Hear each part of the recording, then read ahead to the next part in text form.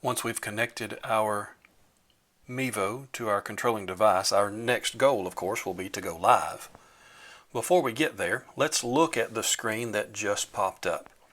We have a monitor in the upper right hand corner. This monitor is resizable by clicking on it. Click one time, it gets bigger. Click one time, it gets smaller, but it's also positionable across the top of this screen. Along the bottom towards the right, we have an ellipsis that brings up menus, choices, lots of them. I've done a video previously about this gear icon and all of the settings that go along with this Mevo app. The next icon at the bottom there is the grid, which would bring up any presets that you have. We only have the wide one set so far.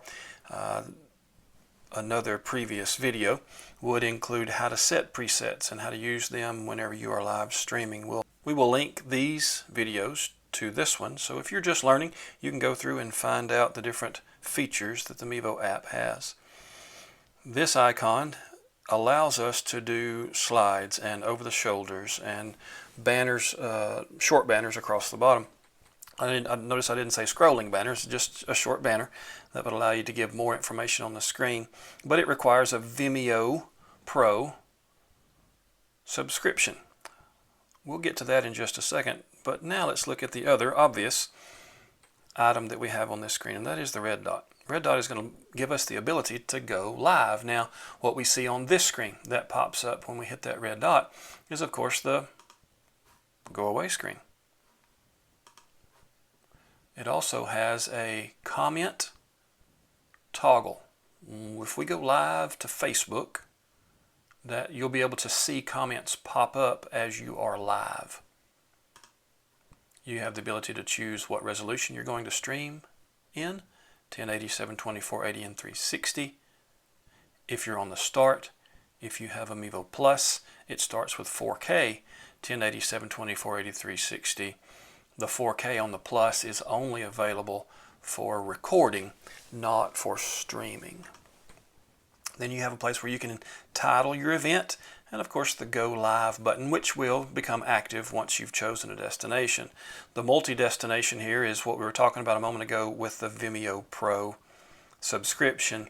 If you haven't signed up for the Vimeo Pro subscription, while you are in the Mevo app, you will probably receive a pop-up asking you if you want to go live on it, if you want to purchase that subscription. If you're going to go live multi-stream, more than one at a time, if you're going to have the ability to do slides, these little boxes are called bugs, this banner across the bottom. To have the ability to do that, you have to have that subscription. And one recommendation I have for you is to sign up for that subscription through the Mevo app. Don't do it on the website. Everything that I read says that if you go through the website to sign up for the Vimeo Pro subscription, there is a 24-hour waiting period that it is not usable in that 24 hours. But if you sign up for it through the app, it is immediately available to not only do multi-destination, but to also do those slides that we just looked at. The options we have on the next line are the different destinations we can go live to. Record is one of those destinations. Of course, record is not actually going live for someone else to view it, but it is recording to the SD card in the Mevo. If we choose to go live on Facebook, obviously I'm already signed in, so let me log out and then choose Facebook. It's going to ask me for permission. Mevo 2.0 wants to use facebook.com to sign in. It's wanting to use the credentials, share those credentials with the Mevo app so that the Mevo app can stream to wherever I might be an administrator. Whatever group I'm in as an administrator, whatever page I own as an administrator, and of course my own personal profile, it will give me the ability to go live to any of those destinations, and if I have the Vimeo subscription, to go live to multiple of those destinations as well. The pop-up screen here is asking for permission. I do want to continue. Obviously I have previously logged in with Mevo to Facebook, so we'll hit continue there. And then it brings up all these places that I am an administrator at the different churches and school setting and personal pages that I have in Facebook, so I can go live to any of those. To go live to YouTube, I would click on the next one. It's going to allow me to stream now or to choose a new event. Now, when I choose a new event, I can title it, I can choose the privacy on that event, and I can schedule the time. It's going to give a default time of 10 minutes from now. I always back that up from what it was so that I don't have that 10-minute countdown going on before it gives me the option to publish, because once I have gone live to YouTube, it's going to get ready to publish, but you still have to hit the publish button that will show up at the bottom of the screen. I tell you what, we'll do that. Let me do a private stream, and we'll back this up to 48. Save it and go ahead and go live on this YouTube stream that will be private. As this negotiates its connection with camera and makes sure it has all of the information it needs, it says I'm live in 57 seconds. It also gives me a pop-up that says I can share this. It's going to bring up the ability to give it to one of my contacts or to copy it so that I can actually send the link to some other place. In this little area where the little guy is, you click on that and it gives you some more information. Time elapsed of this stream, battery health of the Mevo camera, and the megabits per second you are currently streaming at. We'll leave that up and see if it changes. It says I'm going to be live in just a few more seconds. And then once that time has counted down far enough, it will give me the option to publish what I am live at right now. Of course, once the live stream is over, all of what you started from the moment you went live until you end it will be still in that stream. Past due, publish. Publish. And so it's negotiating that publish, talking to YouTube about it, and once that clears up, any viewer that is tuned in to your stream will be able to see what's going on. Now I've confirmed that it is published. We will go ahead and stop that stream. And here's an important part about YouTube and streaming live. I always want to complete the event on YouTube when the event is complete.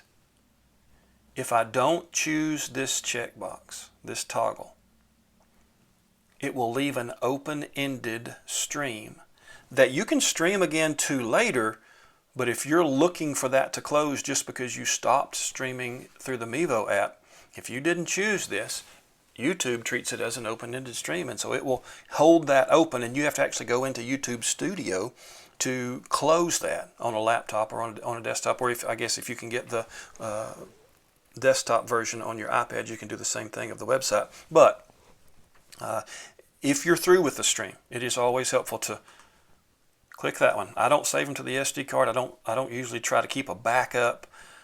If I thought I might have had trouble in that stream, I might keep a backup on the SD card so that I can upload it later just in case, but that's how you finish the event on YouTube. Now there is one caveat. There are times when I don't want to complete this event on YouTube, and what I mean by that is if I have seen that my stream was not strong enough to hold the 1080p that I'm streaming at, and it says I've got a slow bit rate and I need to go to a lower quality stream, I may stop the stream, make sure this is not checked, and hit done.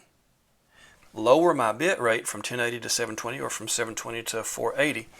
I can go back into YouTube and continue the same stream if I didn't complete the event on YouTube.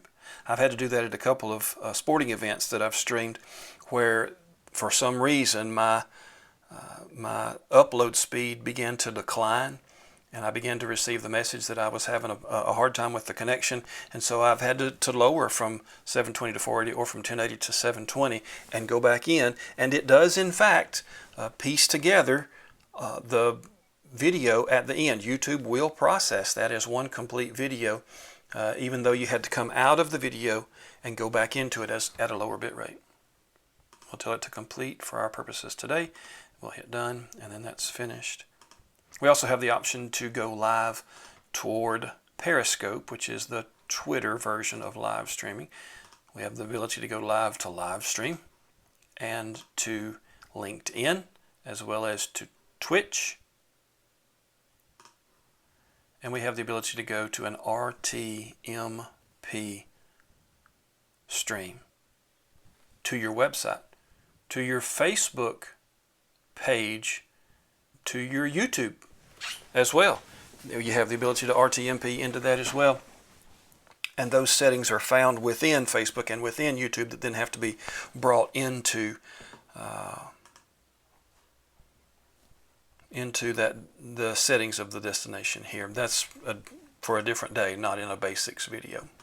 I'll go live to a personal page that I have that doesn't have followers that get notified. We'll configure that as test. We do allow embedding, that's fine. It's just my wife and I that are live, that get the notification for this to go live. We will go live to that Facebook.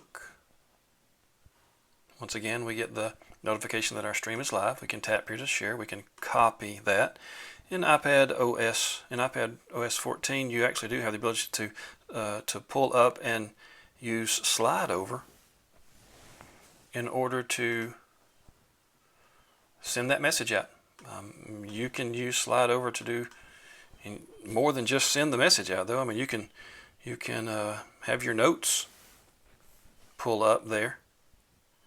If you're doing a stream or a blog, and you can have your notes there on front. Now, of course, it does cover part of the screen, but it's a useful tool.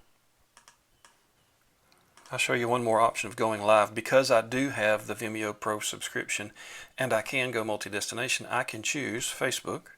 I can choose it to be at that live stream test page that I have. I can choose it to go to a community page that I'm an administrator on. I can choose it to go to my own profile. It can go live to all three of those places.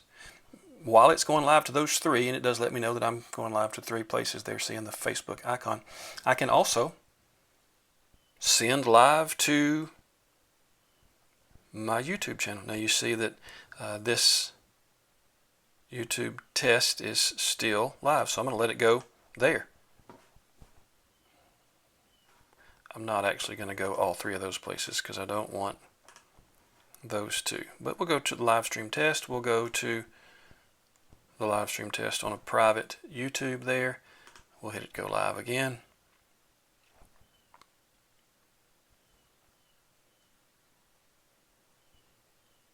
The only thing about going live to multi-destinations like Facebook and YouTube at the same time is that you lose the ability to have pop-ups for comments in that live stream. We still can share. We still do get all of the pieces of information here. What we don't get is how many folks are live with us.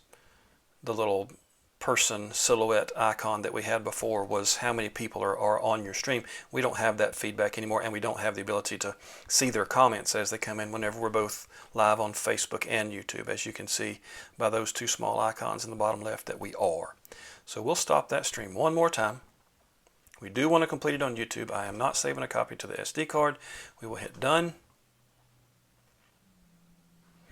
And now the next time we go to YouTube, we should see that live stream test is no longer there.